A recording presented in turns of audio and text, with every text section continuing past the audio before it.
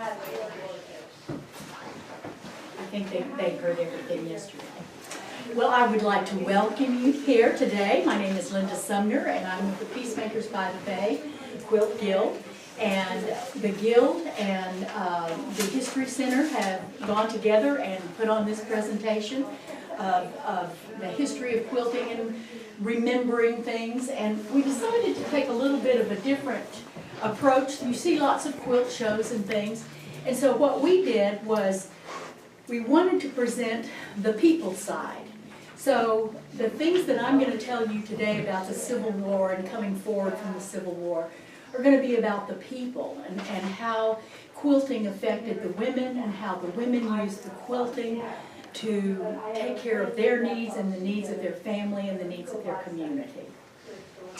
So one of the things that you can follow here, like I said, I'll get the commercials over with first. Okay, this is about today. The inside is about Peacemakers by the Bay, okay, and I invite you to read that.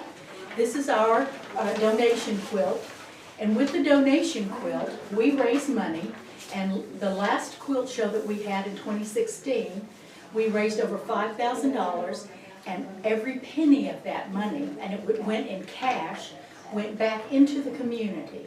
It went to the Humane Society, it went to Coastal Bend Troop Support, it went to the Odyssey program, go ahead, and it went to several different children's groups. It went to, what are some of the other children's Stitch, groups? Yes, Odyssey, Stitch. we have the But, Ronald McDonald. yeah, Boy Scouts, so there were lots of young people that were involved. What I would tell you about the Peacemakers is that we are a group of women that support each other and support the community. And when I say each other and the community, it doesn't mean just this community, because probably 60% of our guild members are from out of state and come here as winter Texans. We have several from Canada, we have several from, literally all over the United States.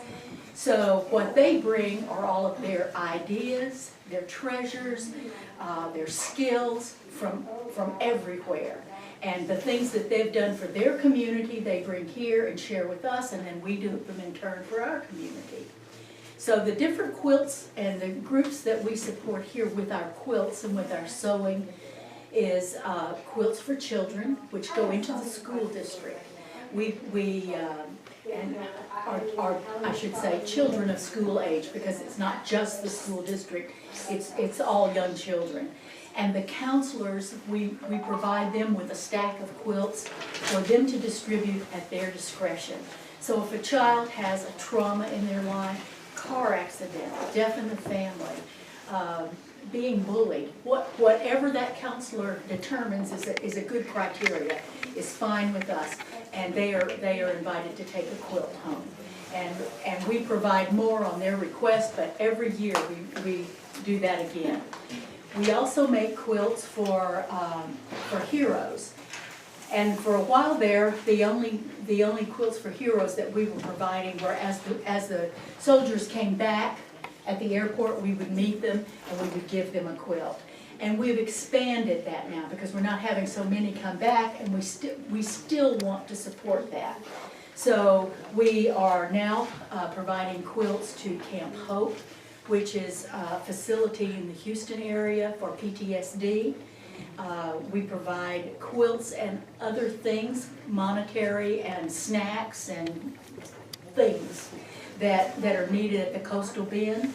And I don't know if you're familiar with the Coastal Bend Troop Support, but they package boxes every month. There are certain soldiers, and you can get, if you have a soldier or no one or a family member, you can get your person on their list. And they send a treat box every month. And so it has treats in it, socks, just all kinds of small things. It's about that big, the box is. So we provide them with as much help as we can. They get a lot of grants also. Who else do we provide quilts for? Nursing home. At Christmas time, we make nursing home quilts. And they're generally the size that would fit over the lap if you were sitting in a wheelchair or if you were sitting in a chair. And we also have a spin-off group that's Crazy Quilters, and they also provide quilts and support to the assisted living home here. So we provide prayer quilts if someone in your family is in need of a prayer quilt. We have those, and we also, I think we just got some hospice quilts in. So they're smaller, they fit across the foot of the bed for hospice people. So those are all the kinds of things that we do. And that sounds like everything is flowing out, but I have to tell you, since I joined this group about 6 or 7 years ago, it's amazing how many of our ladies have suffered from cancer. And this group is such a support group in taking those victims to the doctor and back, being a support for them, making prayer quilts for them, making sure that they can make all their appointments, helping keep their spirits up. We have a prayer chain. I can't say enough how much we support each other. And so that's kind of what this is all about, and is that this all went on, but all of these quilts that were made that you're looking at were supporting the community in some way. Today we're going to talk about how they supported the Civil War and the warriors, and I guess I should rephrase that. They didn't support the war. They supported the soldiers who were injured in the war. So just so you know that that's the people that you're dealing with here, these ladies, and if there's ever anything that you need, you can contact one of us, okay? And I'm not going to pass these out, but I invite you to take one if you're interested. And this talks a little bit more about Peacemakers by the Bay and tells you how to get in touch with us if you're interested. Okay? The other thing that I'm going to lay up here, and I tell you, this is more than you would ever want to know. It's 4 pages of references on what I'm going to talk about today, okay? So think twice before you take this thing home, okay? But I invite you to take it. If I say things that are interesting to you, it's pretty self-explanatory. You can find it and you can go back on the computer and do a little bit more research and get more in depth, okay? All right. Now, can I say something about the History Center? Because we're collaborating with the Peacemakers, but we've only been open for 2.5 years. We research the history of Aransas County, and on the table we have bookmarks, and on the back are all of our exhibits that we'll have this year. So we would appreciate it. Number one, y'all all signed in, and that helps us with our funding. We are nonprofit. We don't ask for any money, but we write a lot of grants, and we appreciate if you're y'all's being here, and please come back. We're open usually 10 to 4, and it's on your handout as well, on Saturdays and 1 to 4 on Sundays. And if you'd like to become a member, we have those. We have membership forms. Thank you so much. and if you will look on the back, there is a continuing schedule, just so that you know that every week we will have a different program here. We're carrying the theme of the quilter and the women forward from the Civil War all the way through modern times. So it will carry through. We'll have Victorian time, we'll have the 20s, 30s, 40s, we'll have the tools, how they developed. We'll have how you communicate and make quilts today versus, so if you just look on there, there's lots of different things happening each week that you can come back for, okay? All right, and we spoke about the crosses. I do have those back there, and I won't take up your time again with it, but if anybody wants one, please help yourself, okay? The other things we have back in our community service room, some of the things other than quilts that we make, and you'll see all the quilts. This is a breast cancer pillow. And this is for women, and it's very soft, and it goes right here under your arm. And so if you know of anybody that has breast cancer, has suffered from it, and even if they're healed now, sometimes they still have problems, feel free to take one of these, okay? We also have some patterns back there if you like to sew and you wanted to make some. They're very soft, okay? That's the key to this one. There's another one back there that's for people who've had heart surgery, and it's very hard and very padded. And you put it here, and that way you can put your seat belt on, or just, it's a comfort thing, but it's very hard. You're welcome to take that. The other thing that we have goes with our, we also support Ronald McDonald House. And Ronald McDonald House in Corpus is right on the grounds of Driscoll Children's Hospital. And so we make these little hearts, and they're called Mama's Hearts. And what you can do with these, put them down there and you let them smell like you. You get your smell on it. And then you can leave them with the children in the hospital, and it's not something big. It's something that can be washed if it needs to be, but it's something that they have that they can touch. And tactile is very important to people. So I don't think it should be restricted to children. I made one for my mother. So if you are interested, these also are available at the back. Okay? All right. Let me get you started here. Talked about everything, I think. Okay. One of the things that, from way back, this is just an extra poster, is that when women got involved in the war, the Civil War, just like when they got involved with World War I and World War II, they kind of liked it. They kind of liked that power. They kind of liked stepping up, being in charge. They liked making their own goals and living up to them and taking charge. And so this is one of my favorite things. Okay? So ultimately, from the Civil War, from them stepping up, that kind of is what got that ball rolling, okay? All right. What I'm going to do is I'm going to talk to you a little bit, and I am not a historian. I'm a storyteller.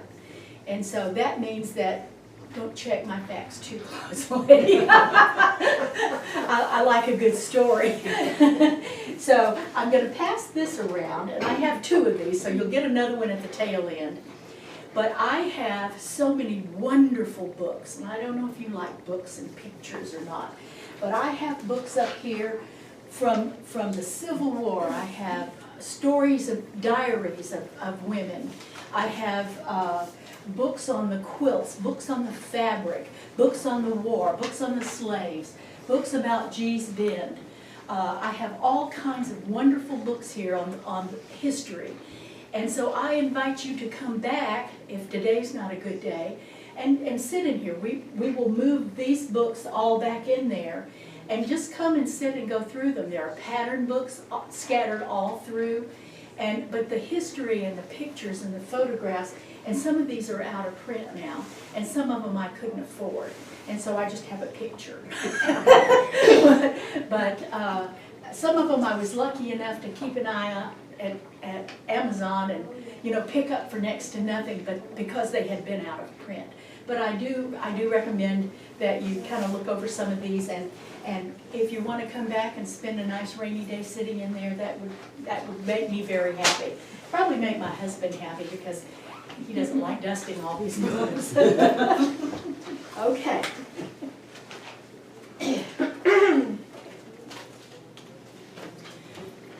I'm going to give you an assignment. When we get to the the slavery, you need to remind me about red fabric. Okay? Yes. I gave this lecture twice yesterday, and my poor husband sat through it both times. And after the second time, he said, "You forgot to talk about the red fabric. That was my favorite part." So when we get there, okay. All right. During the Civil War, everything shut down in the South. Before the Civil War, there were several men that had worked on sewing machines. And so about 1850, the sewing machine came out, but it cost like $500, which is just unheard of back there. So when they started needing all of these uniforms for the Civil War, those prices came down. They started mass producing them a little bit more. And so as I pass this around, you can see that they talk about the sewing machines and how they made the uniforms. Here are some of the uniforms that they made, okay? And these are just photographs of some of my favorite people that I came across. I don't have history on all of them, but they look like a lot of my relatives. This one on one side of the family, and this one on the other side of the family. I mean, I don't really think we're related, but they sure look like it. And this one, I would swear, would be my grandmother sitting there, giving orders. I mean, you know, it just really looks like her. So these are good old-fashioned quilting bees, and I want you to look at the faces on some of these people. Because, you know, you always hear that, oh boy, let's get together and have a quilting bee. Do these women look like they're having a good time? I don't think so. But take a look at their expressions, okay? We had a question come up the other day about, it was one of our members, Judy Williams, and she said they used to leave the newspapers. They would make their patterns out of the hexagons, out of newspapers, and that they would leave the papers in there. And she said, do you think that's a good idea? So I kind of did a little research on it, and I don't know that it's such a good idea anymore because we make things very sturdy and we wash them, and that might not be the way to go. But during the Civil War, 1862, this fella suggested that you pad your quilts with his competitors' newspapers, and that would make it a lot warmer, that you would be able to stay warmer. And this page here it's another one of those little aside stories, has nothing to do with women, but I loved it. It's called The Bed Quilt Blank, A Bounder in Butternut. And it was a man and his wife, and they just looked like the nicest people, and they would ride through town and steal clothes right off the clothesline, and they would steal quilts. And they finally got caught, and that struck me because they kept saying, they look like such nice people.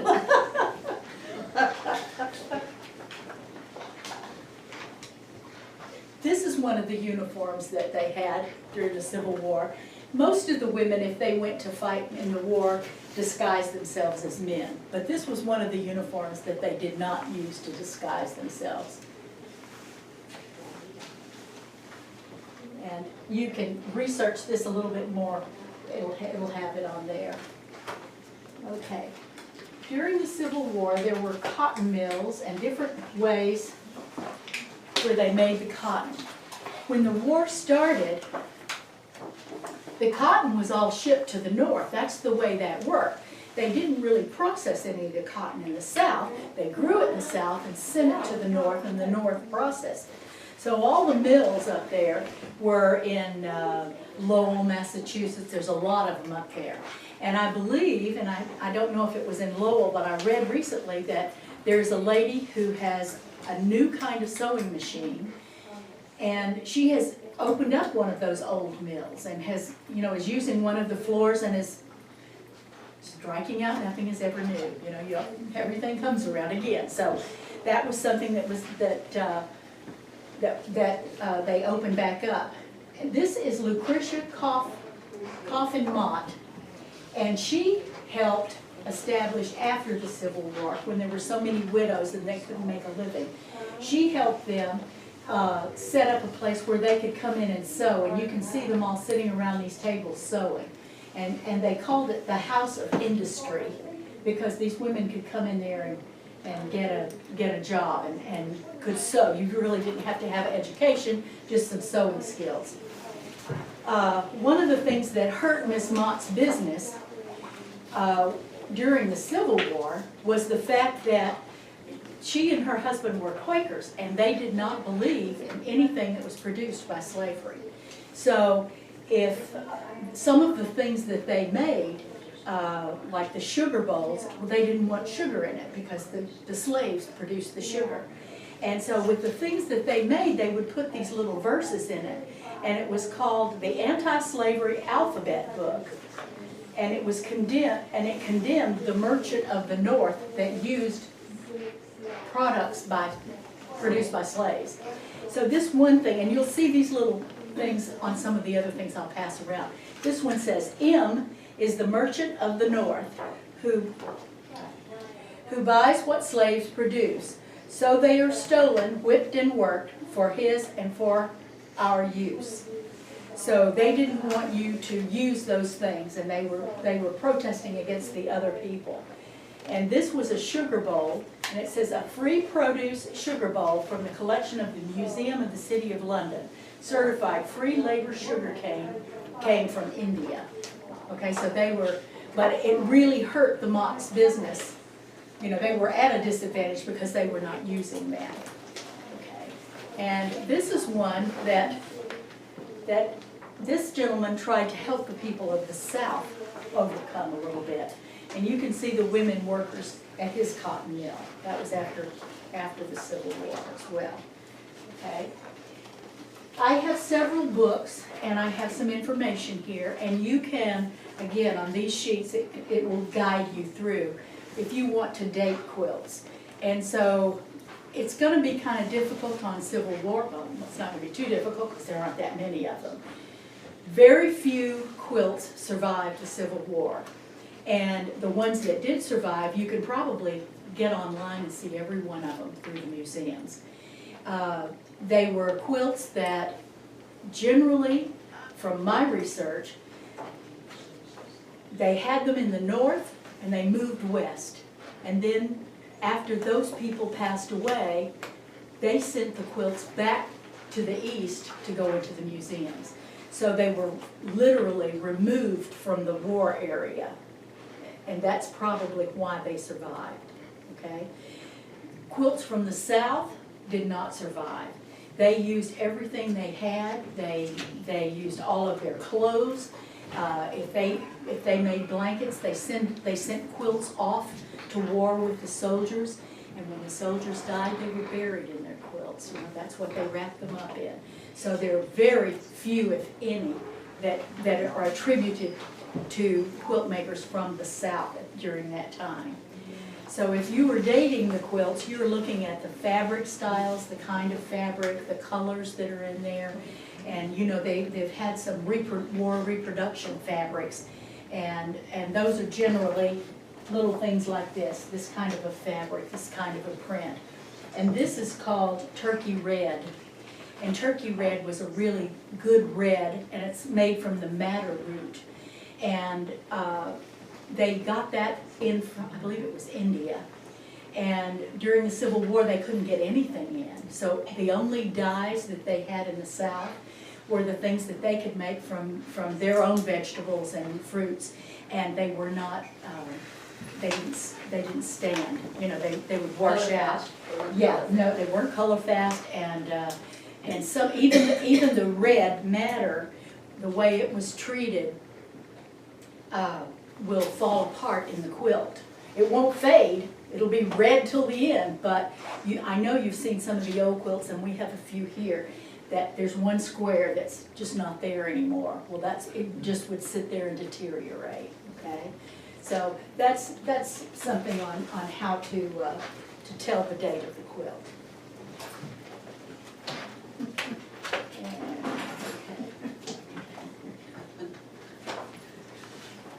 Here's some more information on Lowell.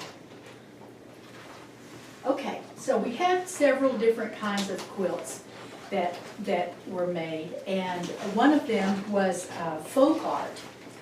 And we had folk art, we had piecing, and then we had, this is called a whole quilt. You probably can't see it, you'll have to wait till it passes around.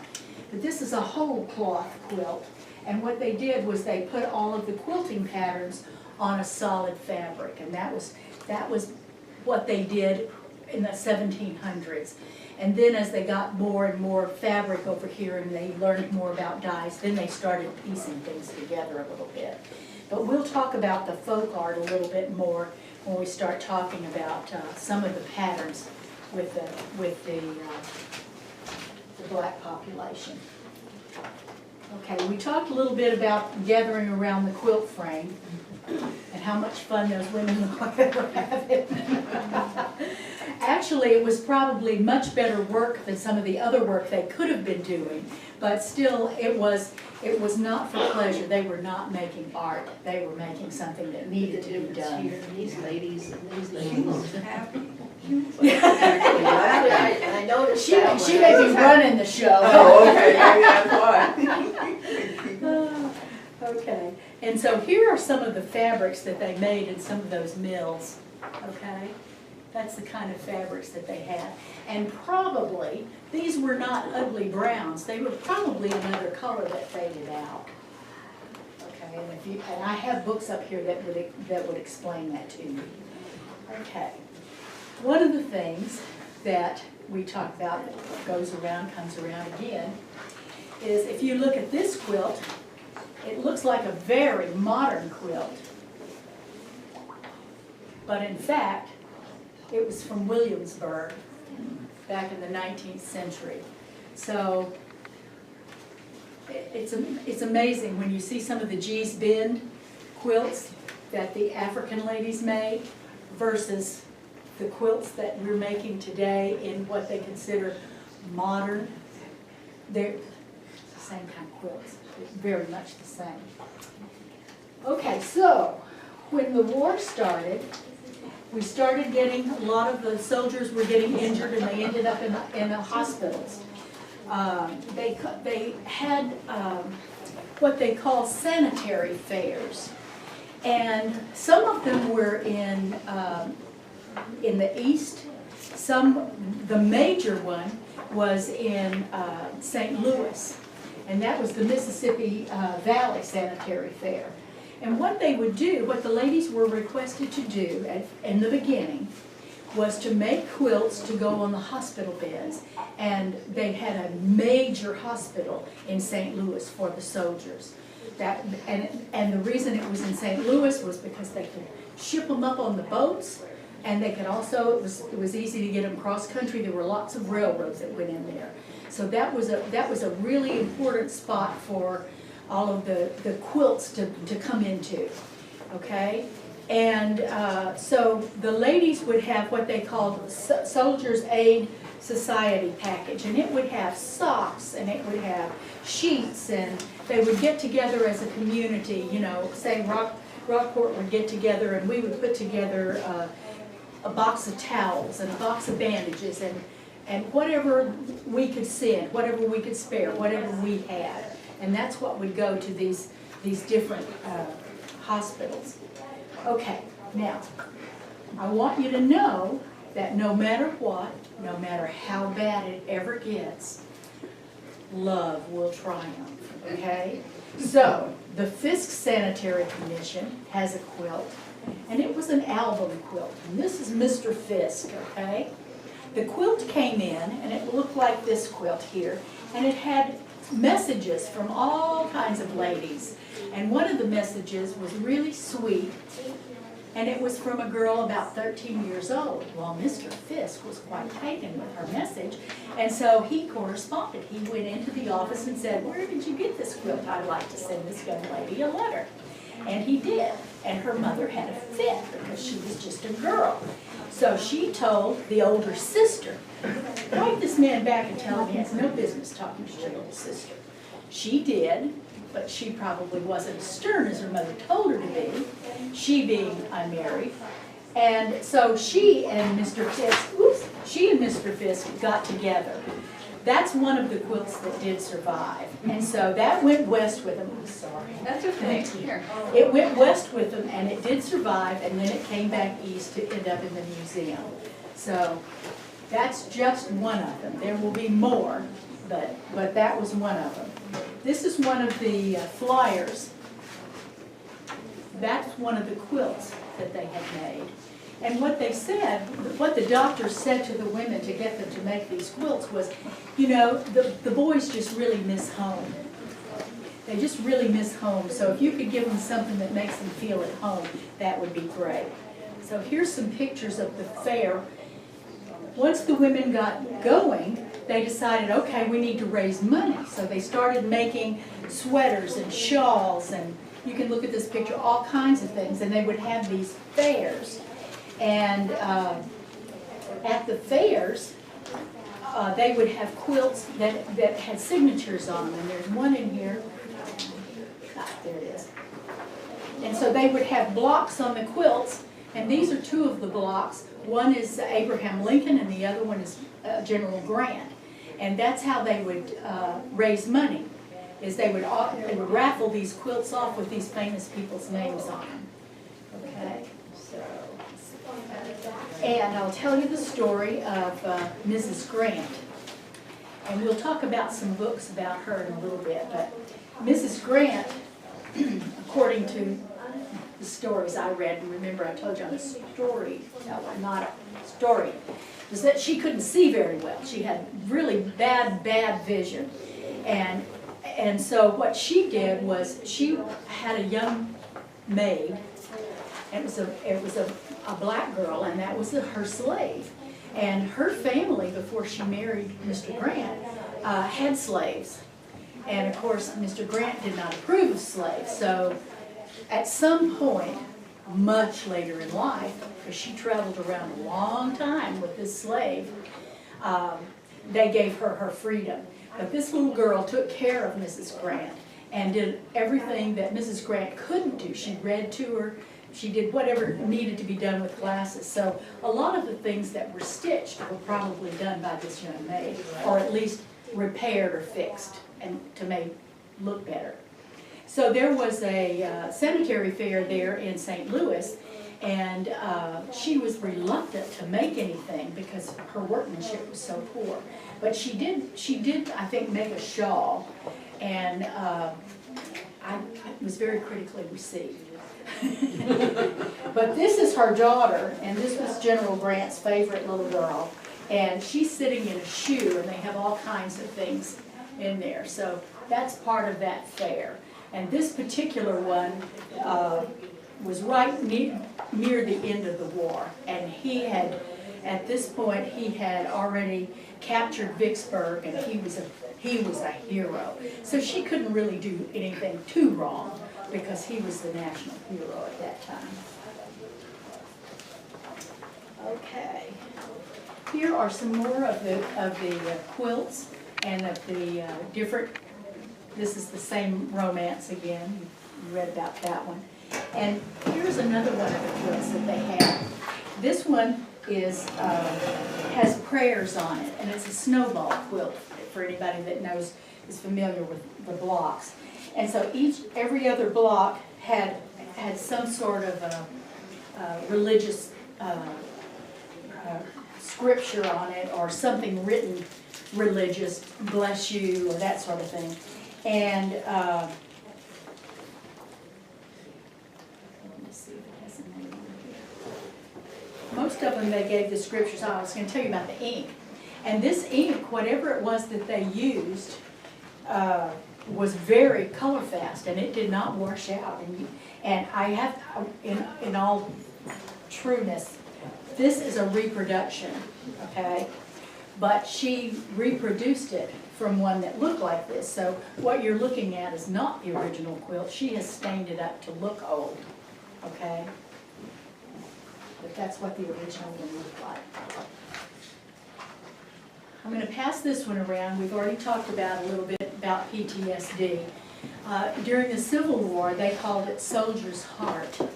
And so we have been dealing with PTSD probably ever since we've had war, okay? And but this just kind of tells you a little bit about what they did during the Civil War and what they called it and how they treated it. And here are some dolls. I love dolls, and these are some of the dolls that that they X-rayed. I lost one. Did I pass you one? They're standing, don't they? Here's another one that has a doll that's X-rayed, and I'll come across it in a minute. But they were looking at these dolls' heads because they thought that they were trying to smuggle secret messages in the heads of some of these dolls. And oh gosh, her name escapes me now. One of the women's spies from the South used to hide her stuff in her petticoats because the men were all gentlemen. So if you tucked it someplace, they weren't going to find it because they were gentlemen. Okay, this is a box of quilts that arrived, and I'm going to read this one out to you to show you how not only did the women liked sending their quilts and messages, but the men liked receiving it. Josie Underwood was a young woman living with her pro-Union parents in the Union state of Kentucky in 1862. In June, a load of sanitary commission supplies arrived in town for the Federal soldiers occupying the town and the injured men in the hospitals. Among the barrels and boxes, a box of quilts. And this was June 15, 1862, Bowling Green, Kentucky. Ma has been appointed receiver and distributor of sanitary stores sent by various societies throughout the North. The first consignment came today. Ma had a room on the back porch cleared for them, but it would not hold half. So they are piled up on the porch, and a soldier has been detailed to guard them. A box of quilts was opened. On one was pinned a paper with these lines written on it. Mary Jackson is my name, single is my station. Happy will be the soldier boy who makes the alteration. All the soldiers there clamored for it, declaring their desperate lack of covers. Ma told them to stand in a row and draw straws.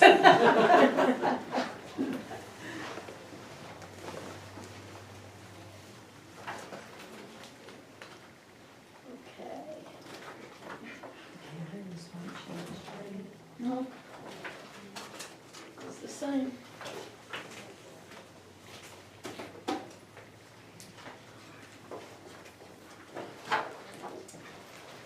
Okay, and we spoke a little at the beginning about women taking charge, and this was certainly something that was going on. They had a lot of controversy between the different groups, like in the East. They thought that St. Louis was getting all the fame and getting all the money and so they were kind of bickering back and forth. And so this woman from the lady, she's the president of the Ladies' Aid Society, and she kind of broke off from them a little bit and said, we're just going to do our own thing. We don't have to mess with this stuff. And this is Mrs. Anna Clapp. And you're not going to mess with that woman. And then here are some more on different pictures of the societies and some of the quilts and what they did to fundraise. Here's that other doll. Where's the other picture of the doll? We'll let this catch up. This is the one that they X-rayed. They were X-raying it to see if they had ever had anything in it. And then this was, I don't know how many of you may have had the topsy-turvy dolls. I had one like this that was black and white, and I also had one that was the wolf and the Red Riding Hood. Right. Yes. You haven't? You need to talk to Ruby. Ruby's been making and sending them. We have a member, Ruby Smothers, and she makes dog beds, and she makes anything you can imagine and sends things to Africa. And she sends things to Mexico. And so she was making these topsy-turvy dolls and sending them to Africa. Makes those little pillowcase dresses. I know you've seen some of them. Yeah. Well, Ruby doesn't keep anything. And she uses every scrap of everything, you know. And so she's just a wonderful, wonderful lady.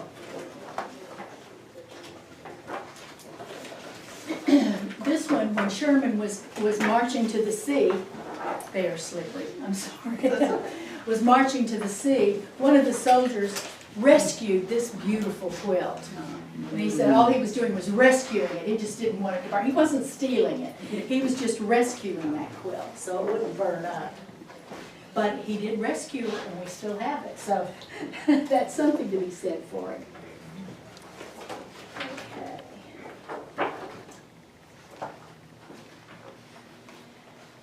Okay, we're going to move west a little bit. So we've had the Civil War, and everybody's trying to heal a little bit, and we're trying to move west. And so by moving west, some of these women have packed up everything that they have that they can take with them, and the things that they couldn't take with them were just numerous, of course. But the one thing that they always tried to take with them was the quilts that were the friendship quilts. So some of these quilts that you see at the quilting bees were quilts that the women made, and they all signed their name to them. So that when you took that quilt and you got out in California, you could look back because you knew you were never going to see those friends again. I'm probably going to stand up again in a second. Okay. You're Just fine. needed to sit. Well, they're moving the camera from me. So the things that they used those quilts for on the trip were to pad the wagon seats, were to lay their heads on, to cover up with. They covered the covered wagon with them. They were very good for stopping arrows. So we don't know how good a condition the quilts arrived in, but that was one of the last things that the women were willing to give up. They traded shirts, they traded lots of other things, and some of the things that I read was they did trade a lot of the plaid shirts. That was something that the Indians always wanted. The Indians always wanted shirts. And another tidbit that I forgot to tell you is there's a lady in here, and you'll see her in just a second, and she was always impressed whenever she went out. She liked the Indians. I mean, she would make friends with the Indians and would share her needles with them. And needles were very, very important from the very beginning here in our history in the United States. That was a prized possession for women to have that needle. And you would carry that tucked in your pocket, and if you had to leave because your house caught on fire, the Indians came, your needle was with you in your pocket. And so during the Civil War, when the soldiers came south, they didn't have to destroy the sewing machines. All they had to do was break the needles. So that's what they did, and they made short work of that. So one of the things that this lady saw when she was going west was that she poked her head. She got to one of the forts and poked her head in.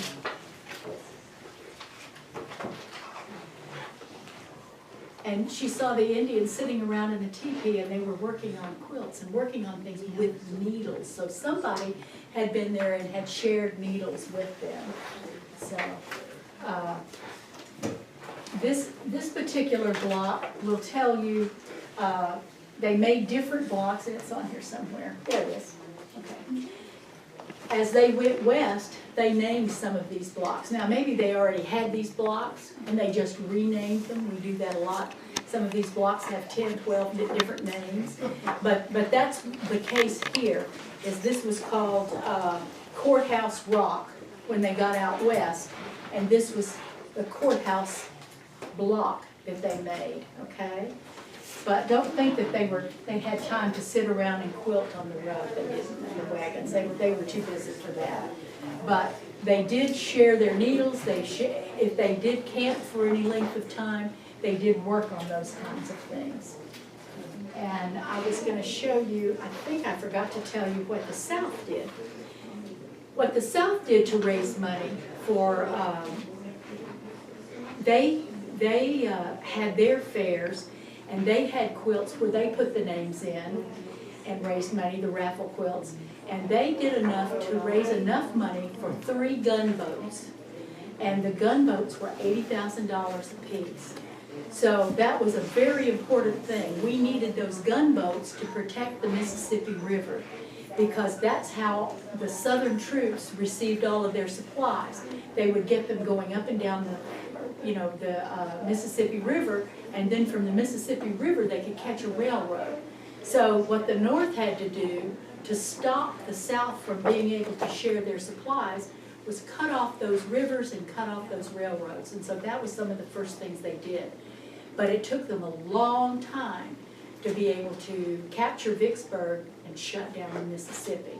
So that's why it was so important that we had those boats there. And it shows here one of the quilts. They called them gunboat quilts, and they were a little bit different. They were more of a medallion kind of quilt. And if you look, you can see this is the front, but this is a real good close-up of the back and the kind of workmanship that they must have had. So this one must have survived.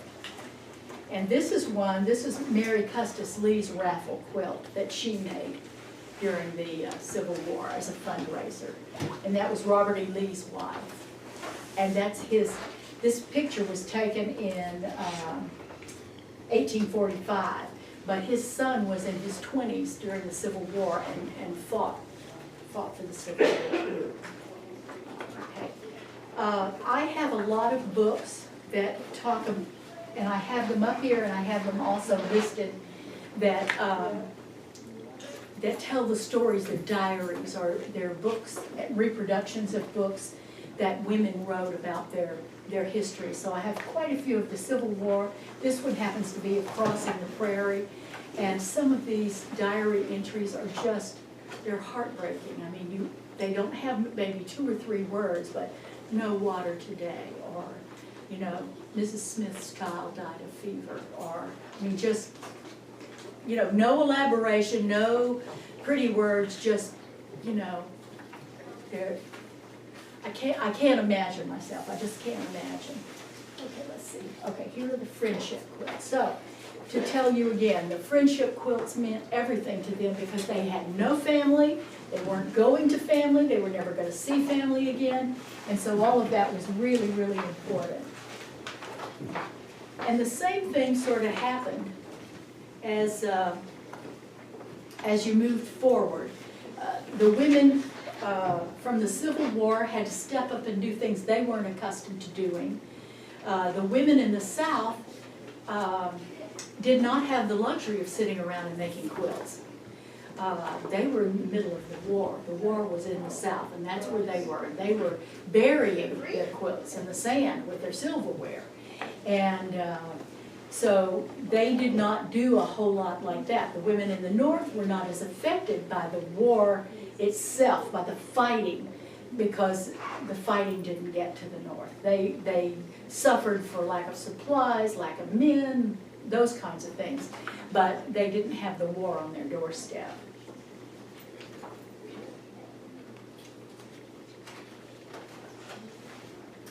Okay, I'm going to talk a little bit about the African American quilts, and I couldn't tie everything together where it could all be chronological and tell the whole story, so I've broken it up. And at the end, you know, if you have any questions, please feel free to ask me. So I want to tell you a little bit about the slavery. And this is, my husband was a good critiquer yesterday. He said, you talked about the Underground Railroad, but you didn't really explain to people that there were some people who thought there were quilts on the line giving directions. And I just assumed everybody in the world knew that, and so I apologize.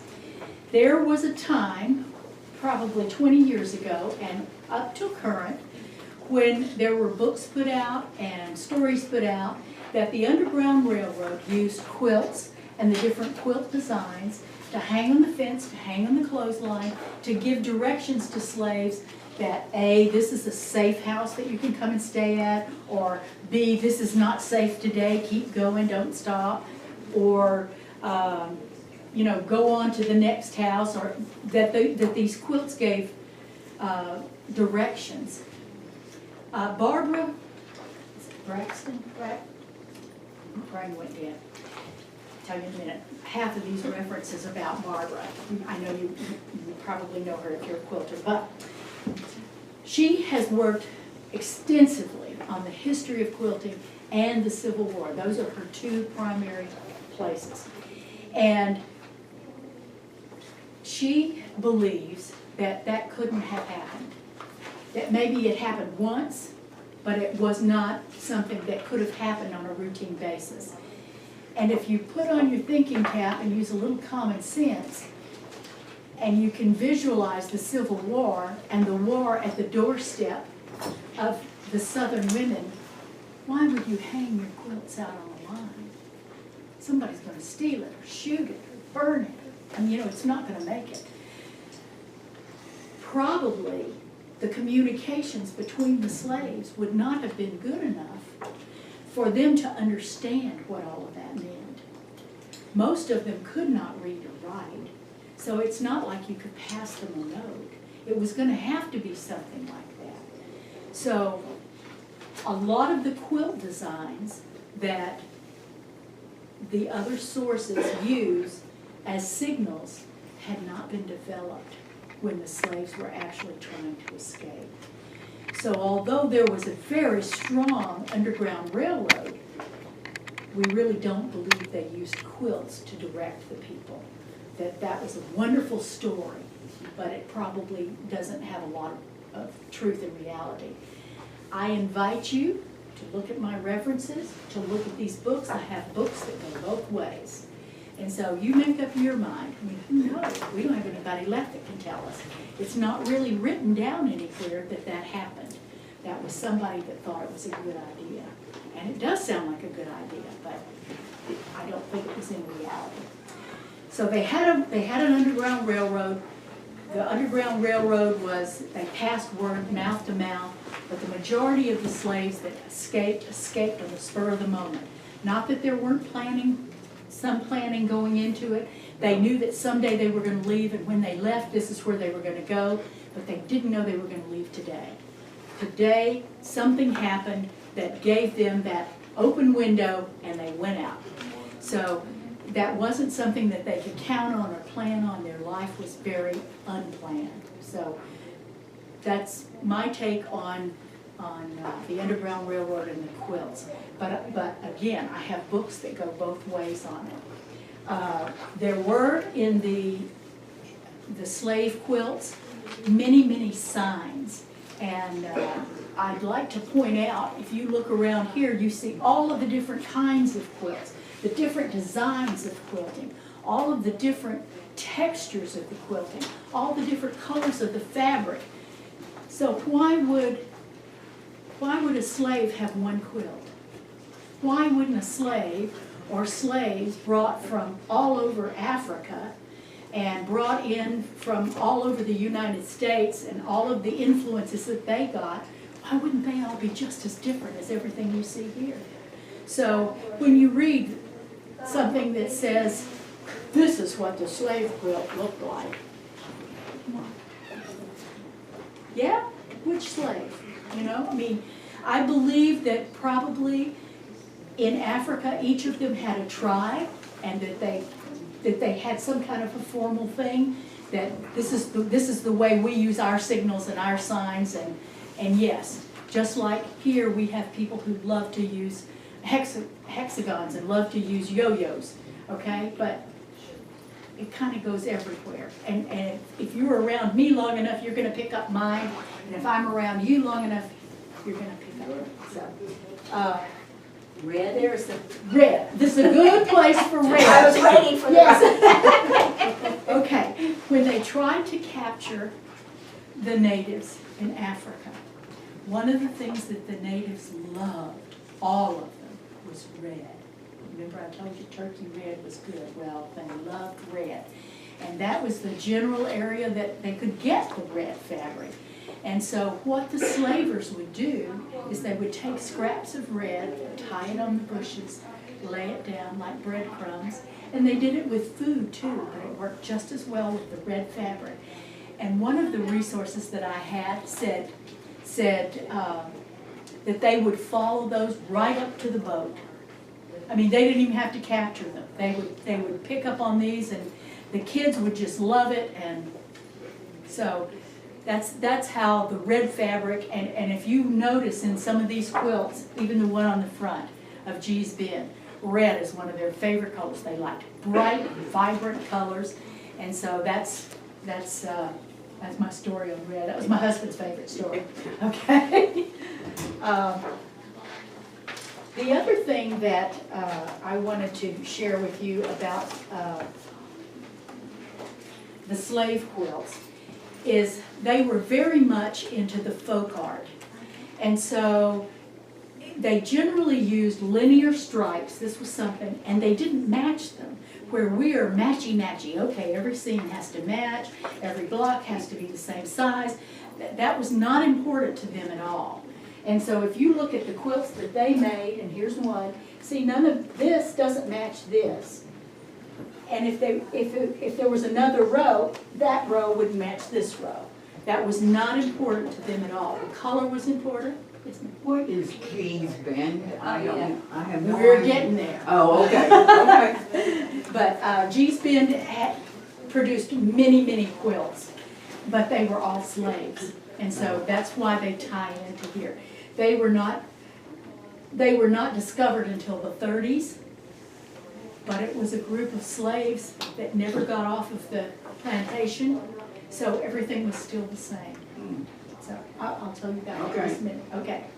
So if we go back and we look at some of their art, that's some of the things that they use. And I have, a lot of these books are up here if you want to look at them. But folk art was very, very important. And we'll talk about that a little bit more in a minute. Okay, this is a very old quilt. Okay, see how none of them, I mean, and we still make crazy quilts that look like that today. You know, those are, what do they call those? My brain went dead. Crazy. Crazy. Yeah, or spider quilts, Oh, quilts, spider yeah, quilts. string quilts, string String quilts, quilts, yeah. And so, and that was a book I really wanted, Stitched from the Soul, Slave Quilts of the Antebellum South. That's a very old book and it's out of print now, and they do have one on Amazon, and if anybody wants to make a donation for me, we'll put a GoFunded up. Because that's about what it's going to cost. Here's another one where none of the stripes match. Okay, that's just the way that they did things. So these are the colors. See what bright, vibrant colors and the multi-patterns that they have. And here again is some of the folk art. And they would just take that fabric, and there was nothing fancy about it. They would just free cut with their scissors, stitch it down. So that's what they would do. There we go. And so you have mixed stories on how the quilts were made in the Civil War and during slavery. The slaves had to make all the quilts, or the women had to make all the quilts, or they didn't trust the slaves to use their fabrics. In fact, I think it was mostly mixed, okay? I think the women enjoyed making quilts, some of them did, and there were usually some slaves that were set aside that did sewing, okay? So maybe that's what your job was. If it was a big plantation, your job was probably just to make the dresses and for everybody, and whatever scraps were left over went into the quilts and things. A lot of the slaves were able to take home those scraps back to their house, and they would work on their own private quilts then. So you have all the different kinds of stories. I think that knowing quilters the way I do, they had their pockets full of scraps when they left. And that they worked on it and kept it hidden so that people wouldn't take it. Okay, now let's talk about Gee's Bend. All right. Gee's Bend is in Alabama. Here's the map. Okay. And this is Gee's Bend. And back before the Civil War, a man named Gee owned all of that land. And then, and this tells a little bit about it. The book tells an awful lot about it. And so I'm just hitting some highlights here who may or may not be factual. But Mr. Gee sold it to somebody else. And the somebody else, and it really only was in about 3 hands from the Civil War, so it's not like it kept turning over and over. But the slaves stayed there. So when they were emancipated, they just stayed there and kept working the land, and Mr. Gee left. And they just kept working the land. And then he sold the land because he needed some money. And the new people just let the people at Gee's Bend keep on working it. And then they went bankrupt. When they went bankrupt, they came in and took everything that the slaves there had been living there for all of these years, okay? They came in and took everything, and that was probably in the late 20s, okay? So they took all of their farm equipment, whatever it was. I'm sure they had no electricity, no running water, nothing like that, but they took all the horses, they took the plows, they took whatever they could walk off with, and left these people just stranded. So the government bought the land, and this was right in the early 30s when they were really going around with the Depression, and they were trying to shore up everything. So the government sold the land back to the people who lived there. Finally, they were going to own the land and sold it back to them, and then they were able to run their own land. Of course, they don't have anything, right? They're still in sad shape. But the government did step in and help them. And when they were being helped, there was a photographer that came in, and his name was Arthur Rothstein. And he came in to take pictures of the before. Okay, this is how destitute these people are. We want you to see how bad it is. Let's see what we can do to help these people. And again, it was the same black community that had been living there. They were the slaves, the descendants of all the slaves that had been born there. Nobody was coming in and nobody was going out. It was just the same families over and over. So Mr. Rothstein took these pictures, and as he went in to take pictures, he saw their quilts. And he was amazed. And he made sure that their quilts got publicity. So that was one way they were able to help themselves, was through the sales of some of these quilts. And they gradually kind of built themselves back up again. So they got a ferry so that they could go back and forth to this local town, Camden. And long about the 60s, it was time for black people to vote and stand up for themselves. And so they started standing up for themselves. Right. Now, you realize this is 1960 from 1860. It's been 100 years. These people are still on this land. And so they started going to Camden and wanting to vote. And Camden said, took the ferry away. So they couldn't get off their land again. And the only other way to get off the land, if it was real sandy, so you couldn't drive out. And when it rained, it was real muddy. So they just were stuck again. So they stayed without a ferry for about 40 years. 1990. This is a fun story, isn't it? Don't you want to meet some of these women? So, now it's in the 1990s, and you have another photographer goes in there. And their quilts are picked up again. And so, they published this book, and this shows, it tells the history, and they still aren't on top. Please don't think that they're on top, because they have still been taken advantage of. But they are a wonderful group of women, and the women, this is not the way I can do this. I'm going to pass the book around. I want you to look at it. And I want you to look at the pictures of the women in their houses. Okay, this is some of their houses. Some of these pictures are from the 30s, but some of them are probably still from the 90s. Okay, look at their vibrant quilts. Look at the faces on these women. It has stories about them. It shows the particular women and their particular quilts. And their quilts look so much like our modern quilts today, what we call modern quilts. And so they were a prime exhibitor in Austin about, I guess it's maybe 4 years ago, and they call it Art Con, and that's a Quilt Con, I'm sorry, but it's art quilts, and it's modern quilts. It's not traditional things like we have in here. It's real modern things. They have had exhibits in Atlanta, and Bonnie K. Hunter sent pictures out to the quilters. They had an exhibit in the Atlanta airport, and so the women are just fantastic. They just keep on going. But if I can help you in any way on looking up some of these, I would be happy to do that. And here are some more of the symbols of the different quilts that the Africans used and what some of those symbols meant.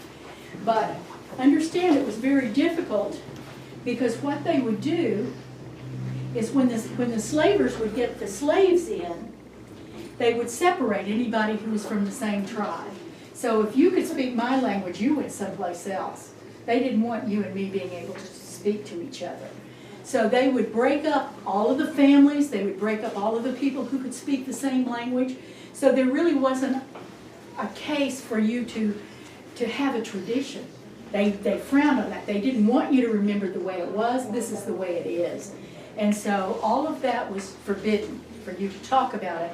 And to me, that's another reason why it seems very unlikely that you would have been able to share information about a quilt hanging on a line, because they would not, everything was very secretive. That was not, I think that some of the slaves were better taken care of than others, but none of them were well taken care of. Okay, so that communication, and that was not allowed. And if you had a plantation and you were doing that, taking care of them really well, it made me look bad, and I didn't like that. But more than that, it made my natives not happy, because so you have to treat yours bad too. So that's the way they kind of went around. This is a very modern quilt that was just made, and you can see how much it looks like all the others that we're passing around. Linda, aren't they selling some of those quilts now, Gee's Bend? Yes. And Oh, for yes. thousands of dollars. dollars. Thousands of dollars, yes, yes. And again, this book is very old. This was put out maybe in the late 90s. It's not a new book, so yes, their quilts are very popular. It is a tourist stop now. I mean, if you go online and Google it, you know, Gee's Bend, wait till you see the ferry. I mean, it is a fine-looking ferry. And it will show pictures of where you can go in there, take your car in on the ferry, and go in and just sit and watch them doing their quilting. And but they didn't have electricity. They had treadle machines. So I mean, it was something else. Okay, so we're down to books and reading, and Harriet Powers was a black quilter. And she made quilts back during the Civil War. And these are the kind of quilts that she made. And hers were folk art, okay? And we will have a session here on applique. And Sherilyn Hogan Humble will be doing the applique and showing you different quilts and giving you some history. And on that Sunday afternoon, I will be doing folk art and showing some books on folk art. So you guys are interested in coming back. This is one of those stitched from the soul. This is the one we all have to go fund it to get. Okay. This is a book, and this is a novel and a nonfiction. So the top one is the nonfiction and the bottom one is the novel. And Jennifer Chavarini, is that her name? I don't know how to pronounce it. I don't know. But she writes historical novels, okay? But they're based on famous women. And so she has written this one on Mrs. Lincoln's dressmaker, who's Mrs. Kegley. And Miss Kegley was a slave. And she moved north with her owner. And he allowed her to work off her slavery. And so she was she was a dressmaker. So she made dresses for other people and made enough money that she bought her freedom and went to Washington, D.C. and became the dressmaker for Mrs. Lincoln, okay? And it's a very interesting story about Mrs. Lincoln and how that slave woman stayed with her all those years and was very unappreciated.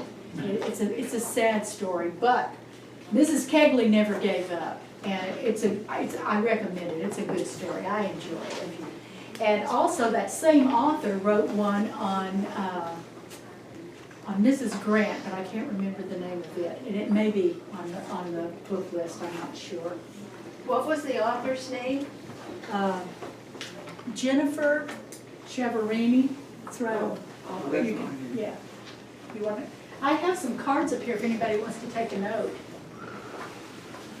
Anybody need a card? Just leave the extras. She's written a lot of quilting fiction books Yes. about, Yes. I think it's been a long time since I've read one, but it's like, didn't they have like a quilt retreat, and all these ladies would come together, and there's this story. They're very good light entertainment. Yes. Yeah. Oh, okay. It's not It's really not- serious. It's not serious, Yeah. but And then, I wouldn't take everything in that book for factual. The one on the top is the one that was written by Mrs. Kegley, but especially the one on Mrs. Grant, because she makes both Mrs. Grant and Mrs. Lincoln wonderful ladies. And I doubt that they were that wonderful. I don't think they were that sweet. Okay. Now, this is another one, and I really enjoyed this book. And this was by Sue Monk Kidd. And she has also written, this book is The Invention of Wings, but she wrote Secret Life of And the Bees. dissident daughter, the dance of the dissident daughter. Yes, and what is the other one about the seaside? Mermaid. Oh, the Mermaid chair. Yes, chair. okay. So this one is about this lady. And I'm gonna tell you that I read the book and didn't realize it was based on a true story. And you know how you visualize your heroine? No way. And I visualized this lady, no way. And so when this lady was 11 years old, she was given a 10-year-old slave for her birthday, and the slave's name was Handful. And that part of it is fictional, of course, but Handful's mother was the seamstress to the family, and I got to reading it because of the quilt involved in it. And Handful's mother would walk away with all those scraps in her pocket and was working on a quilt that hung from the ceiling, and she kept it covered so that the mistress wouldn't know she was working on it. And so that one I highly recommend. It just was very good, but it's The Invention of Wings. And the two sisters eventually moved north and became Quaker and did an awful lot for, neither of them ever married, and did an awful lot for the South. Okay.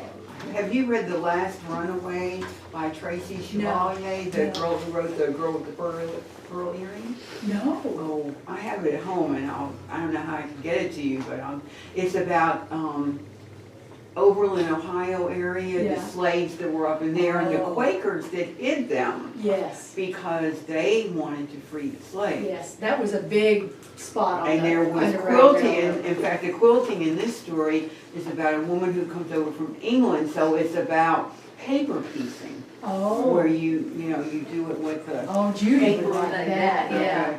Yeah, our lady that teaches the English paper piece Yeah, would like that. yeah. That's I'll have to wonderful. look at That home. sounds very good. Well, that just about ties it up. I think I remembered all my stories today. Does anybody have any questions? We're all set? Okay, so here are the 4 pages of references if anybody wants any help yourself, okay? And I thank you very much. And don't Thank forget, we you. have a presentation every weekend.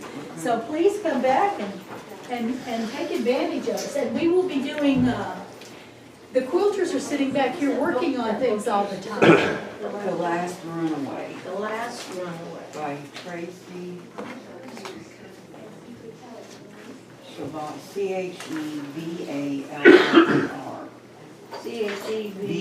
V-A-L-I-E-R, and she also wrote The Girl with the Pearl Earrings, and, I didn't read the book, but I saw the movie. I'm trying to Is think it what we anything? did. You wrote about the unicorn, about the. Yes, the tapestry. Yeah, the tapestry. That is the coolest The last- fabric book. The Last Unicorn or something, it's real, and she researches her stuff really well. She lives in England, but the last couple of books she's written have taken place in the Midwest. Well, like I said, we're gonna leave these here. A lot of the books are diaries. A Okay. lot of the books have pictures of the quilts in them, different pages of the quilts. And we will have those back in the library, and you are welcome to come and sit and read and enjoy them. Thank you. Thank you for coming. We appreciate it. So when do you leave? Tomorrow? It's Tuesday. I brought it, but I don't have it finished yet. I thought maybe I could work it.